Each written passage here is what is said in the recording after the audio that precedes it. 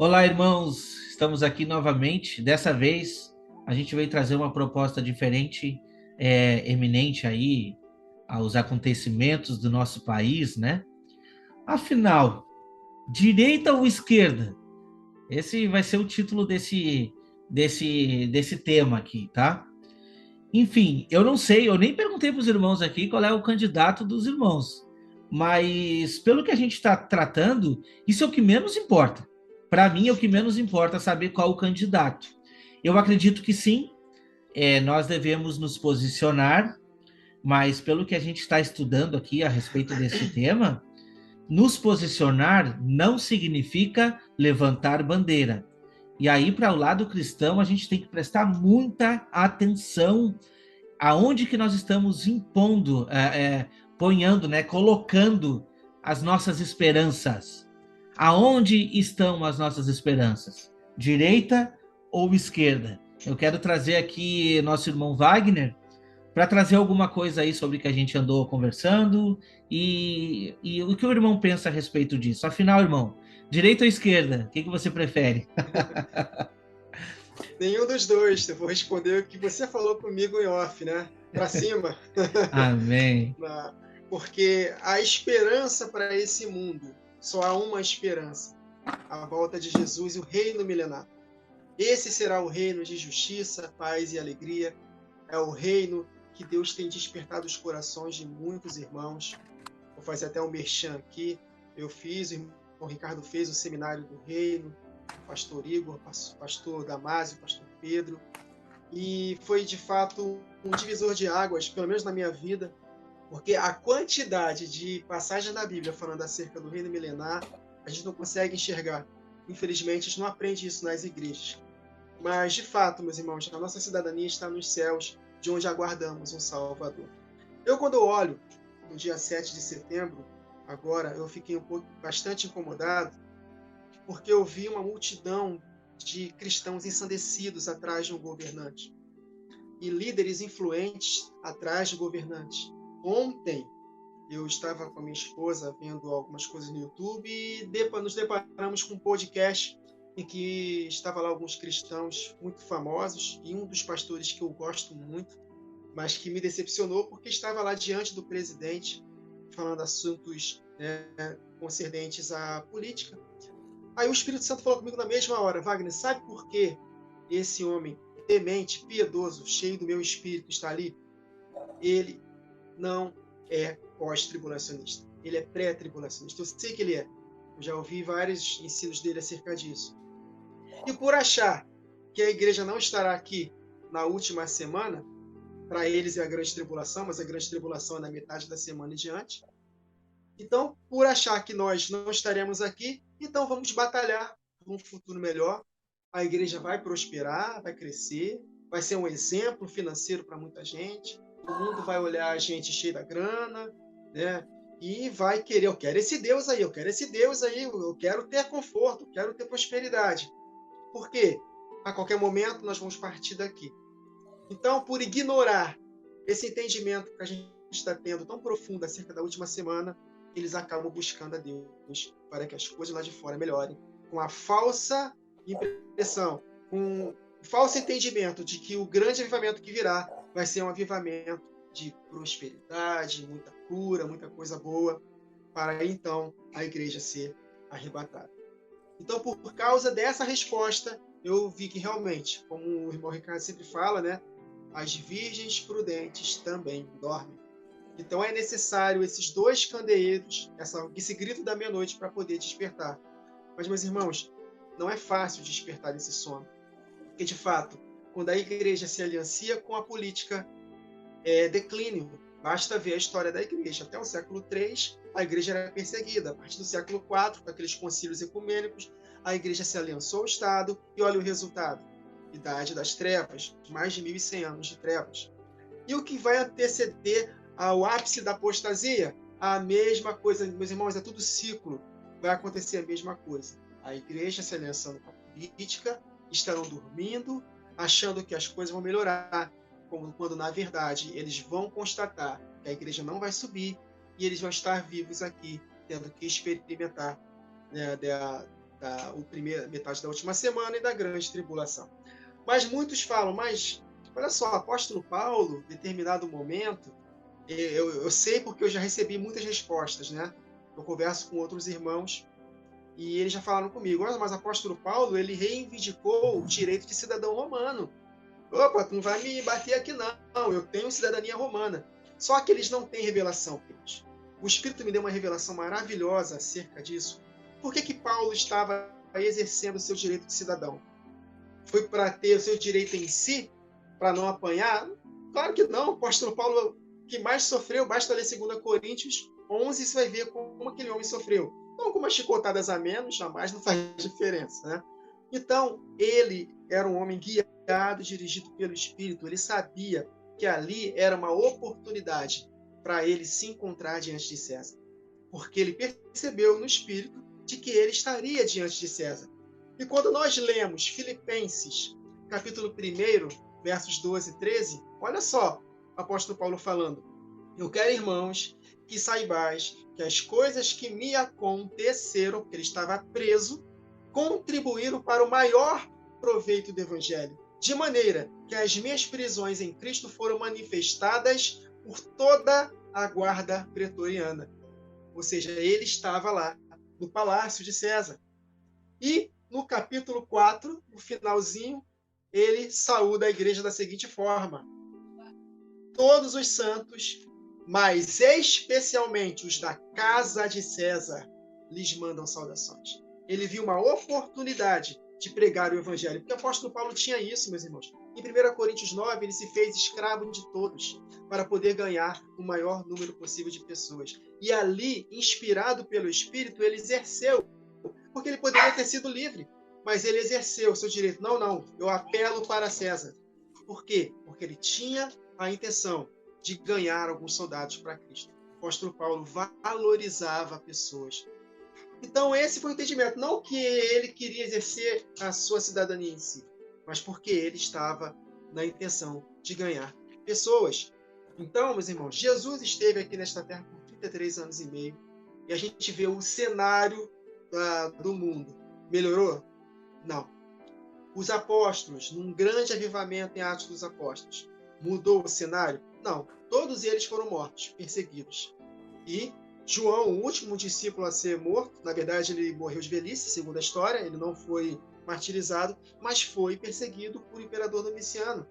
Então, os discípulos piedosos, os apóstolos do Cordeiro, o próprio Senhor Jesus esteve nesta terra e não teve melhoras. Jesus aqui em vida, uma torre de Siloé desabou matando 18 pessoas, em Lucas 13. O Herodes mandou matar muitos que estavam sacrificando lá no templo, aconteceu aquelas desgraças. Jesus, quando esteve aqui, as coisas do lado de fora não melhoraram. Então, queridos, o que eu consigo entender é isso. Só para resumir aqui. O povo está dormindo um sono profundo. Por quê? Porque não entendem acerca da última semana de Daniel. Se entenderem a última semana de Daniel e que a igreja estará aqui nos últimos 7 anos da humanidade, sabendo do cenário, do que vai acontecer nesses últimos 7 anos, eles não vão ficar colocando seus corações nas coisas desta vida. Sem perceber, eles estão se tornando, sabe o que, queridos? Inimigos da cruz de Cristo. Porque só pensam no seu ventre. É o que está em Filipenses capítulo 3. O apóstolo Paulo chorou quando ele estava escrevendo. Por quê? Porque muitos se apostataram da fé, porque só pensavam nas coisas terrenas e se tornaram inimigos da cruz de Cristo. E a cruz de Cristo é o quê, queridos? O que Jesus falou? Quer ser meu discípulo? Quer me seguir? Tome a sua cruz, vem, negue-se a si mesmo, tome a sua cruz e segue.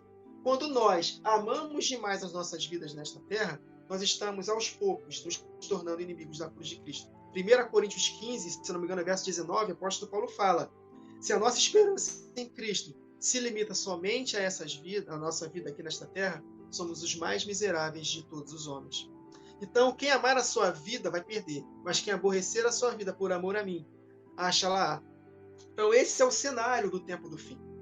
Então, eu não creio que um governante ele vai dar jeito a partir da nossa geração para frente, dos dias que virão, queridos, porque nós entendemos que está tudo sendo arquitetado para a manifestação do anticristo. Por mais boa intenção que um governante possa ter, ele não vai conseguir dar jeito. Por quê? Ninguém pode ir contra o que está escrito. E está escrito, eu sei que é duro o discurso, mas está escrito, queridos, esse mundo não tem jeito. Então, que nós não possamos estar influenciados por essa bancada evangélica, que para mim é uma vergonha, e isso não me representa, isso me entristece o Espírito Santo por falta de entendimento, por falta de profecia, o povo vai se perdendo. Por isso que o povo, ele perece por falta de conhecimento. Verdade. Então, queridos, em Eclesiastes está escrito que nós devemos entender o tempo e o juízo. Há tempo para todo propósito debaixo do céu. E não é tempo de edificar as nossas casas, embelezar as nossas casas. É tempo para concluir a construção. A casa de Deus, queridos, está em ruína. Então, e Deus vai começar a mandar progressivamente o juízo, assim como ele mandou na época de Ageu. O povo foi comissionado para poder terminar a construção do templo e desanimaram e ficaram mais preocupados em construir e embelezar suas casas e o templo do Senhor em ruínas. Por isso que ele enviava juízo. Eles recebiam seus salários e botavam no saquetel furado. Ou seja, por mais que nós recebamos nossos salários, eles de nada vai nos servir. Porque a edificação da casa de Deus precisa ser concluída. Então, é isso que eu consigo enxergar desse cenário político. E eu sempre tenho essa frase: cristão e política, evangelho e política não se misturam. É igual água e óleo. Se houver alianças, vai dar ruim. Como aconteceu com a igreja que estava avivada pela perseguição, se aliançou ao Estado e veio à época a Idade das Trevas. Amém. Eu vou chamar o irmão Ricardo, mas antes, irmão, eu acho que eu já até comentei contigo sobre isso. Ainda hoje, eu vi um vídeo, eu acredito que é desse pastor ali que o irmão Wagner falou, não vou citar o nome dele aqui, e é um pastor realmente muito bom, mas que eu acredito também que está pecando nessa parte. Mas um ponto interessante que ele trouxe, sem entrar em mérito aqui partidário, tá? Eu não estou querendo entrar em mérito partidário, eu acredito que o direito de voto não pode ser tirado de você. Você deve exercer a sua função como cidadão, e isso é bíblico. Sim. Você exercendo a sua função como cidadão, tá? E depois eu vou trazer meu ponto de vista. Primeiro eu vou deixar o irmão Ricardo falar. Mas o ponto que eu vou trazer é o seguinte, que esse pastor, ele trouxe, que é importante de observar. Quando a gente se posiciona de um lado que vai contrário também, muito contrário ao que a palavra de Deus traz, tá? Não estou dizendo aqui lado político, não. Contrário à palavra, que você sabe que daquele ponto pode surgir alguma coisa ruim, e a gente já discutiu isso aqui, então a gente tem que estar cuidado, porque tem pessoas defendendo com unhas e dentes, e a gente está querendo dizer para você que não é direita e não é esquerda, é para cima. Mas existe um lado que a gente já sabe que está posicionado para o mal, né? E até foi discutido aqui entre nós, irmãos, será que a gente deve orar pelos governantes? E a gente chegou na conclusão que sim. Orar, respeitar. Eu não vejo isso, não vejo nem oração, nem respeito. Não, mas ele não é o candidato que eu votei, não importa. Ele é o presidente da nação, você deve respeito. Isso aí. Não importa se você concordou ou não. O nosso Estado é um Estado democrático, a gente precisa de respeito.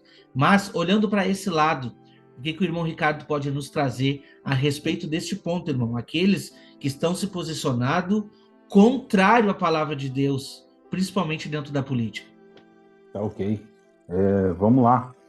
Eu acho importante nós termos esse entendimento da igreja, tendo muitos domésticos da fé, tendo um posicionamento ofuscado acerca das Escrituras e usando palavras proféticas sem base bíblica, tá? Então, foi o que o Wagner Nunes trouxe aqui. Aponta um avivamento, né? Apenas pelo lado positivo da coisa, de só maravilhas, de milagres, de curas, de encher do Espírito, mas o avivamento que nós estamos enxergando pelas Escrituras aqui tem como a mensagem principal arrependimento.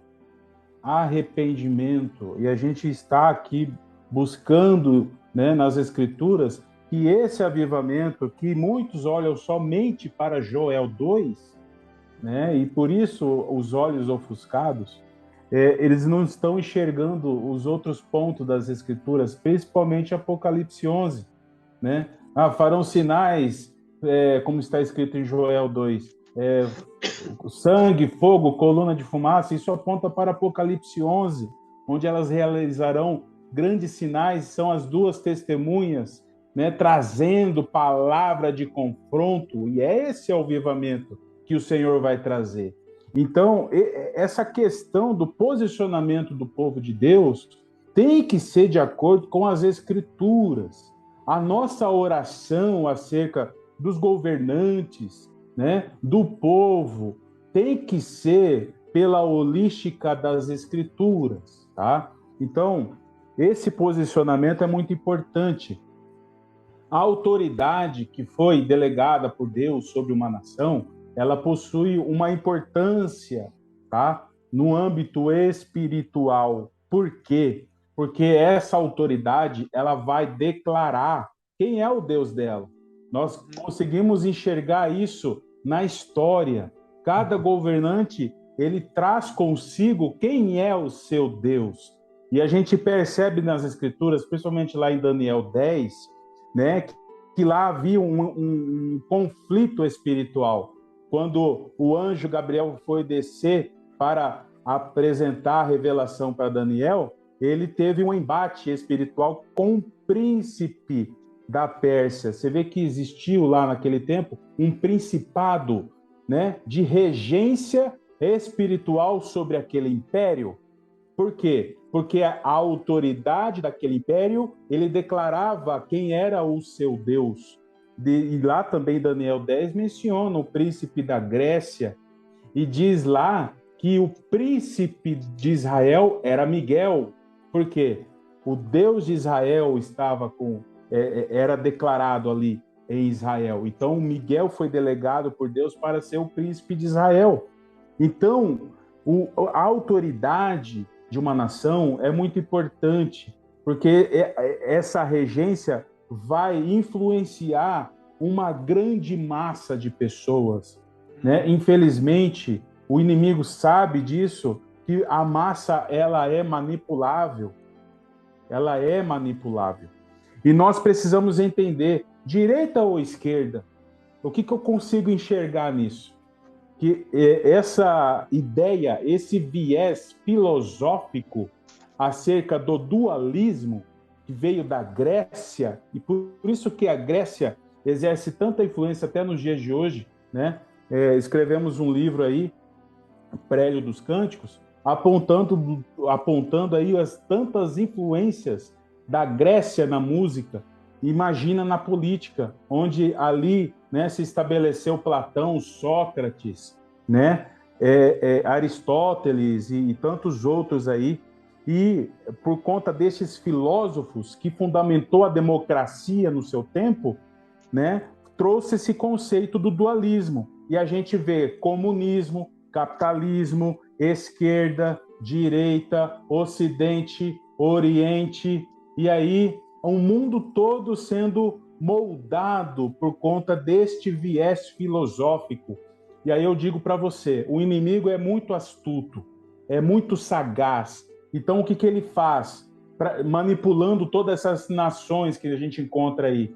Ele usa um desses lados para criar uma grande cortina de fumaça, tá? Uma grande cortina de fumaça. E a gente percebe isso acontecendo nos pensamentos ideológicos, por exemplo, né? A gente vê aí os idealizadores, os separatistas, né? No comunismo, por exemplo, a gente vê tantos pensamentos, né, filosóficos de ideologia de gênero, por exemplo, os ativistas. A gente percebe uma grande cortina de fumaça. Quem olha já percebe o mal agindo ali. Mas ele lança essa cortina de fumaça para atuar pelas entrelinhas, atuar na sutileza do outro lado que nós não conseguimos enxergar. Mas aqueles que estão se levantando na terra por Deus, aqueles que olham para o alto, ao invés das coisas desta terra, eu tenho certeza que muitos servos de Deus serão posicionados para alertar a muitos, para ver que existe uma manipulação do inimigo. Por exemplo, tá? Vou falar do Brasil aqui, tá? O Brasil tem alianças internacionais.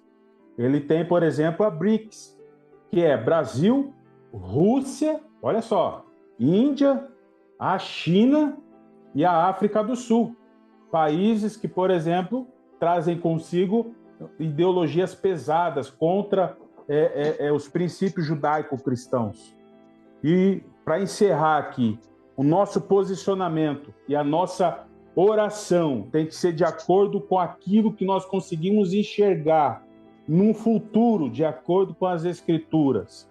Por exemplo, o cenário futuro, lá diz em Daniel, né, capítulo 9, que o anticristo fará acordo com muitos, só que muitos não são todos. E aí o que eu percebo aí? Tá? Que existe dois caminhos para o Brasil como nação, tá? O Brasil, se ele aderir a um lado, por exemplo, o lado da esquerda, do comunismo, a gente percebe que está todo entregue aos intentos do anticristo, tá? A gente percebe que o Brasil, ele tende a aderir à besta, a fazer parte do quarto animal de Daniel 7, a fazer parte da besta, aderir à besta. E para ela, só vai ver flagelos do próprio Deus, as 7 taças derramadas sobre esta nação. Mas se nós tivermos o Brasil, né, cuja autoridade governante tenha pelo menos um temor de Deus, e esse temor de Deus possa transmitir a essa massa de pessoas, e esse povo também, né, receber esse temor de Deus, a gente pode perceber um Brasil que não vai aderir à besta, pode até ter um posicionamento neutro, mas será dominado pela besta. É diferente de aderir à besta. E a gente percebe lá em Daniel, capítulo 7, que quando o Senhor derramar o juízo e arrancar a besta e lançar no lago de fogo, vão restar os outros 3 animais.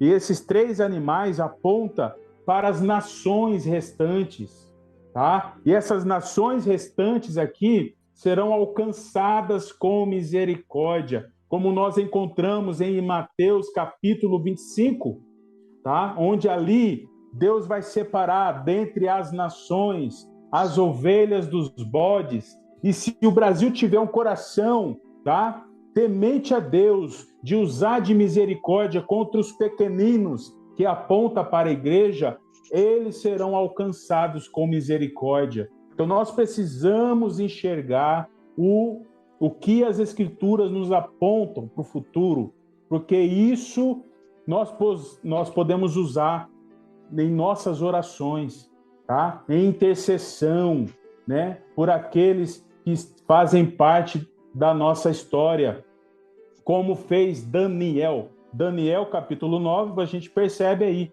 Daniel orou por todos, orou pelos líderes, ele orou pelos governantes, ele orou por todos, ele intercedeu. E é essa oração, baseada nas Escrituras, que nós precisamos agir em favor daqueles que fazem parte da nossa vida. Amém. É uma oração com entendimento, né? É isso Nós aí. oramos com entendimento, porque, só para finalizar aqui, 1 Timóteo 2, quando o apóstolo Paulo fala que, antes de tudo, exorta que se fuse a prática de súplicas, orações, intercessões, ações de graças, em favor de todos os homens, em favor dos reis e de todos os que se acham investidos de autoridade, para que vivamos vida tranquila e mansa, com toda piedade e respeito.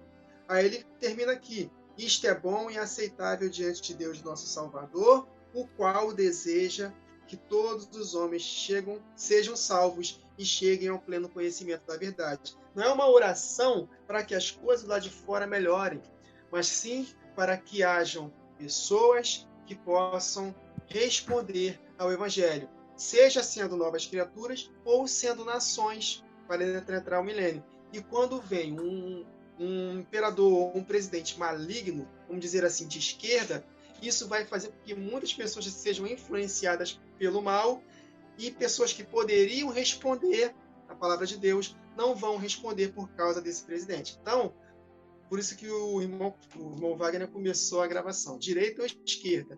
Eu não prefiro nenhuma, mas se tiver que escolher, eu escolho a direita, que pelo menos tem alguns princípios da palavra a favor da família, não vai perseguir no momento, né, os santos, embora nós seremos perseguidos, mas é uma oportunidade que Deus está dando de pessoas responderem e serem salvas, seja sendo novas criaturas ou seja sendo nações. Então o foco são salvação de pessoas e não melhoras físicas do lado de fora. Entendeu? É oração com entendimento. E é o que a igreja, quando ora pelo Brasil, ora com entendimento equivocado, porque não conhece escatologia. Amém. O que a gente está querendo trazer aqui é o seguinte, tá? É lógico que todos nós cristãos, você que está assistindo, a gente com certeza quer se posicionar para o alto sempre. Mas, enfim, a pergunta é feita e quando a gente diz assim, não, eu não gosto de candidato tal, automaticamente a pessoa que nos questionou já nos identifica como outro. É uma coisa assim, eu não posso ser neutro, entendeu? Eu preciso ser posicionado. E ao mesmo tempo que a gente precisa meditar, meus irmãos. Por quê? Porque como a gente vê, o que a gente vê nas profecias apontando, é uma falsa união, e lá no final de todas as coisas, nós vamos ter 10 reinos atuantes, e eles pensam que está tudo certo, estão promovendo a paz na terra, e deles virá um chifre pequeno, sorretariamente. E o que diz lá no livro de Tessalonicenses? Se possível, enganará até os eleitos. Se possível, enganar os eleitos. Porque ele vai chegar de mansinho, entendeu? Não acho que ele vai chegar assim, tocando terror, não. Vai chegar de mansinho, apaziguando. Vai aproveitar. E no mesmo tempo que a palavra de Deus diz que as nações darão a ele a sua autoridade. É isso aí. Você está entendendo o ponto que a gente está querendo trazer aqui? A gente não está dizendo para você não se posicionar. Não. Só que você deve se posicionar mediante ao seu entendimento com relação à palavra, sim. Esse é o primeiro ponto. Segundo ponto, você deve se posicionar, mas não levantar bandeira.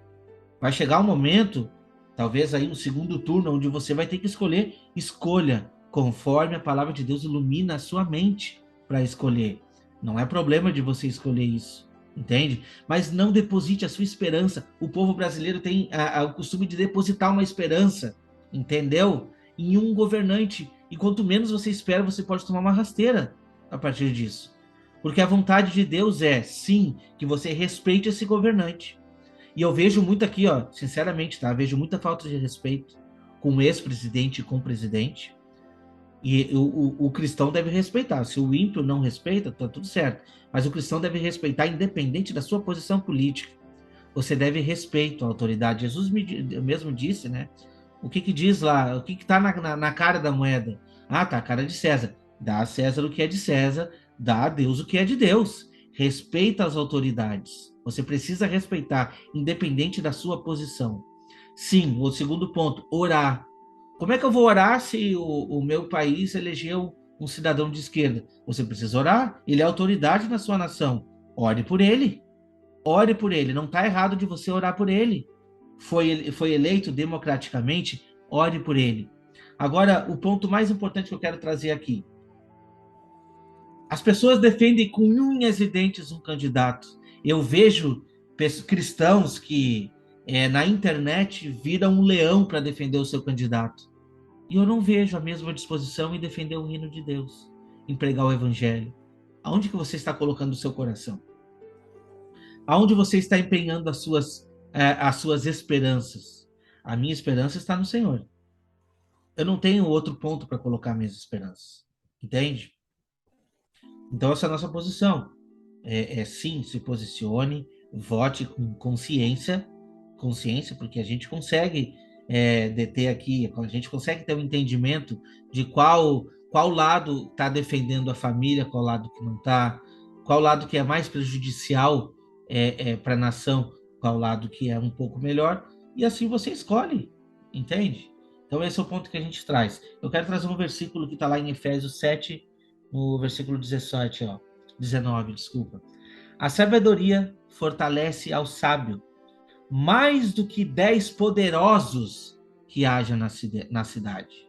A sua sabedoria é mais importante do que esses poderosos.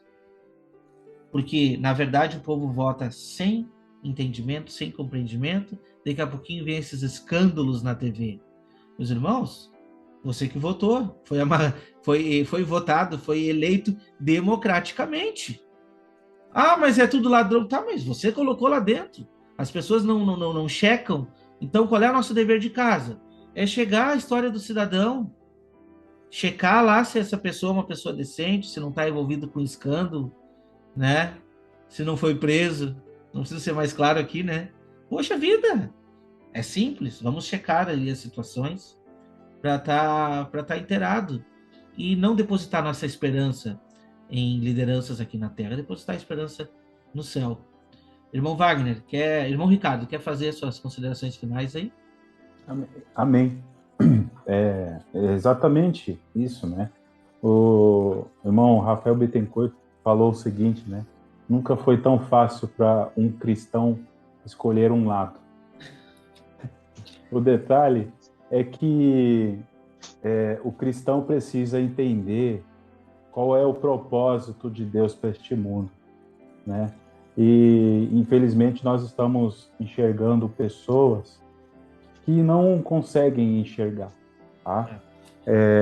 E nós estamos trazendo esse vídeo aqui para que você possa meditar e pensar que a tua oração ela pode gerar assim muito efeito, né? Me fez lembrar de Daniel aqui.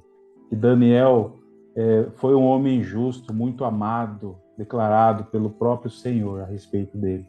E ele, como um justo, ele intercedeu de forma tão profunda e desceu níveis de profundo arrependimento. E lá ele intercedeu pelos governantes, mas ele orou com entendimento, apontando para o cumprimento do propósito de Deus, né, na humanidade. E é dessa maneira que nós precisamos orar, interceder, né, pelos nossos governantes, decidir sim com sabedoria, né, a quem nós vamos votar e principalmente nos preparar e proclamar o propósito de Deus para esta nação, o propósito de Deus para o povo, para que todos possam despertar o máximo possível antes da última semana. Irmãos, a última semana é uma realidade para todos que estarão vivos aqui na Terra. Então, nós precisamos entender o propósito de Deus. Então, é isso. E eu creio que o Senhor tem muitas coisas para fazer. Basta nós nos posicionar para que isso aconteça através de nós. É isso. Amém. Amém. Irmão Wagner. O irmão Ricardo citou Daniel, e através da vida de Daniel, a gente pode perceber que Nabucodonosor se converteu. E ele pode fazer parte das nações pós-milênio, né? Então, Nabucodonosor ele se converteu. Então, será que nós... E ele era um rei maligno. Será que nós podemos, de repente, ver um governante mau e orarmos por ele e ele se converter? Será que isso é possível? Será que é só falando mal que a gente vai conseguir que esse homem se converta? Por que não? Esse governante terrível, que está candidato aí para presidente, ladrão, ele não possa se converter. Então, eu não vejo a igreja orando pela salvação deste homem. Eu vejo a igreja orando só para que as coisas lá de fora melhorem, colocando as suas esperanças num outro político. Então, a exemplo de Daniel, nós podemos orar sim para a conversão desses homens, para que Deus possa promover circunstâncias, para que pessoas possam pregar o evangelho para esse homem e se converter. Por que não? Ele está respirando ainda. Então, há esperança. Então, as orações aqui é que Deus deseja que todos sejam salvos. incluindo governantes. É claro que grande maioria não vai ser salva, mas nós devemos fazer a nossa parte. Então, que nós possamos enxergar a palavra de Deus de forma correta. E assim como Paulo enxergou, aproveitando as oportunidades para poder comparecer a César, que nós possamos aproveitar as oportunidades para que nós possamos, de alguma forma, influenciar os governantes. Seja intercedendo por eles, ou, se Deus permitir, que possamos estar à frente deles, tendo oportunidade de falar, ou Deus usando outra pessoa. Mas a questão é, nós precisamos ter fome e sede de almas. Esse é o propósito da intercessão. Amém. Como eu falei lá sobre os 10 reinos, né? Eles são apontados como os 10 chifres da besta, e diz assim, Apocalipse 17, 16. Os 10 chifres que viste na besta são os que aborrecerão a prostituta e a porão desolada e nua, e comerão a sua carne e a queimarão no fogo, porque Deus tem posto em seus corações que cumpram o seu intento, e tenham uma mesma ideia, e que deem à besta o seu reino, até que se cumpram as palavras de Deus. Então, meus irmãos, se a nossa esperança está num reino aqui na terra, nós estamos perdidos. Porque se não for agora, se não for nessa geração, que eu acredito que é, tá? Acredito que é na nossa geração que Deus está voltando, que Jesus está voltando. Se não for nessa geração, tá logo ali na frente. E depositar nossa esperança em governantes não é a solução.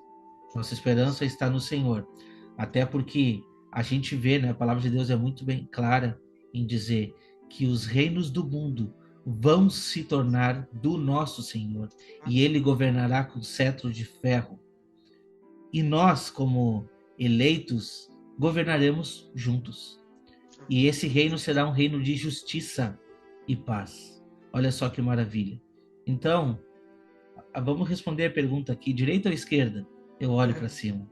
Eu olho para cima, deposito a minha esperança no Senhor, e como cidadão, a gente vota de acordo com o nosso coração, e devemos sim respeitar as autoridades que foram postas lá para governar o nosso país. Obrigado, agradecemos a todos que nos acompanharam aqui até agora. Obrigado, irmão Wagner, obrigado, irmão Ricardo, e a gente volta aí no próximo estudo, amém? Amém. Amém. Até mais, Abraço, tchau, meus irmãos. abraço.